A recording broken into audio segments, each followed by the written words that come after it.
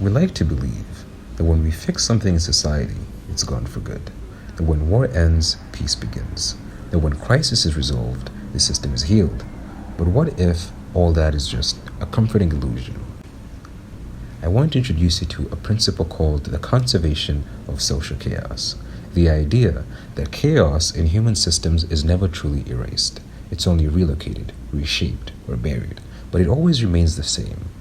We'll start by looking at history, how each wave of social progress quietly displaced chaos elsewhere. Then I'll break down the three ways chaos is conserved. First, through relocation, when chaos shifts from one place to another. Next, through transformation, when it mutates into new forms. And lastly, through latency, when it lies dormant beneath the surface.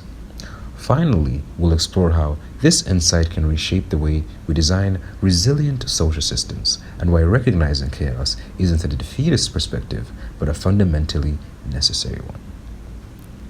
So what is the conservation of chaos?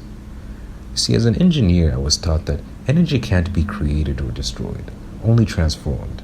And I realized that that same principle can be observed in the evolution of societies. I call it the conservation of social chaos. The idea that whenever we suppress or solve a major form of chaos, e.g. war, poverty, inequality, that chaos does not disappear. It's only displaced, transformed, or buried until the conditions bring it back to the surface. This will reveal how progress often masks the displacement of chaos, not the true elimination of it. Now let's take a walk through the 5 eras of proclaimed order and the chaos each one displaced. If you had time traveled to the late 1800s during the Industrial Revolution, you'd see mass production, urban growth, and rising living standards. Take a closer look and you'd see child labor, pollution, and factory deaths. Now let's move forward to the post-World War II times. You'd see peace in Europe and North America. Take a look at the other side of the world and you'd see proxy wars happening in Korea, Vietnam, and the Middle East. Then to the neoliberal globalization times in the 1980s to 2000s, you'd see deregulated markets, low inflation, and global trade. Take a look closer and you'd see soaring inequality, vanishing unions, and job insecurity. Or the digital revolution of the 2000s, where you'd see connectedness and global information. Take a step back and you'd see misinformation, surveillance, and digital addiction. Or 2010-2020, where we see commitments to renewables and green policies. And then you see somewhere else the rare earth mining abuses and ecological harm in the global south. In every era, chaos has never been erased. It simply reappears somewhere else in a new costume. Now let's break down how chaos is conserved across systems. The first way chaos is conserved is through relocation. Take Western labor rights as an example. By the 1980s, strikes, unions, and new laws secured safer factories, minimum wages, and regulated hours. An ordered environment for the working class. But exploitation didn't end. It was exported. As factories shut down in North America, they reopened in Bangladesh, China, and Vietnam. The conditions that were left behind, long hours, child labor, unsafe buildings, resurfaced there. Because the same shirts, shoes, and smartphones still had to be made. Only now the strain was hidden across an ocean. This is social chaos in motion. Every clean factory here is mirrored by a sweatshop there. Every gain in Western labor rights carries a cost, just not one we see directly. The same pattern plays out in geopolitics. As direct conflict declined in wealthy nations, proxy wars surged abroad, fought by foreign bodies on foreign soil, often far from the powers pulling the strings. The Cold War may have not produced US-Soviet battles, but its chaos unfolded in Korea, Vietnam, Afghanistan, and Central America. You see, the question is not of morality, it's a matter of energy. The system doesn't lose disorder, it just moves it. Sometimes chaos doesn't move, it mutates. We once battled chaos through disease. Polio, tuberculosis, smallpox, gone. Lifespan soared, bodies healed, but today the battlefield has shifted inward. The enemy is psychological. Anxiety, depression, burnout, existential dread. The World Health Organization calls this the silent pandemic, especially among the youth, a generation born into comfort yet plagued by meaninglessness. This is transformation from physical chaos to psychological chaos. It's not that the world got easier, it just became harder to explain.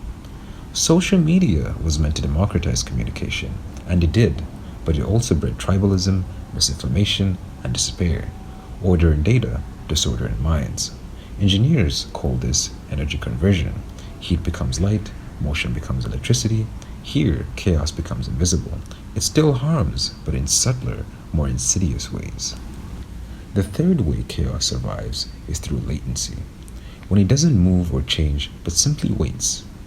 In 2008, everything looked like prosperity: booming markets, cheap credit, expanding home ownership, but beneath that order was chaos. Subprime mortgages, risky derivatives, unchecked greed. The system looked calm until it didn't. That latent chaos, silent, pressurized, and unaccounted for. You see this socially too. Racial injustice, political extremism, cultural resentment, not gone, just sleeping, until a single event, a video, a scandal, a spark brings it roaring back. In physics, this is stored potential energy, the calm before the quake, the stretched spring. Latency teaches us this. Peace isn't proof of progress, it's often a pause before detonation. This pattern comes from seeing the world like an engineer. In fluid systems, pressure doesn't vanish, it relocates. In closed systems, energy changes state, but total energy remains constant. Social systems behave the same way. Policies, technologies, reforms, these are inputs into a system, and for every compression of disorder in one place, there's an expansion elsewhere. That is, unless, of course, you build feedback loops and escape valves. That's the heart of this principle, the idea that order increases only by reshaping and not eliminating chaos. And seeing this makes you more informed, it makes you more strategic. So, what does this mean practically? In policy, short term solutions may amplify hidden chaos elsewhere. Austerity breeds instability. Overregulation suffocates innovation. In business, scaling operations may offload suffering to exploited labor or environmental degradation.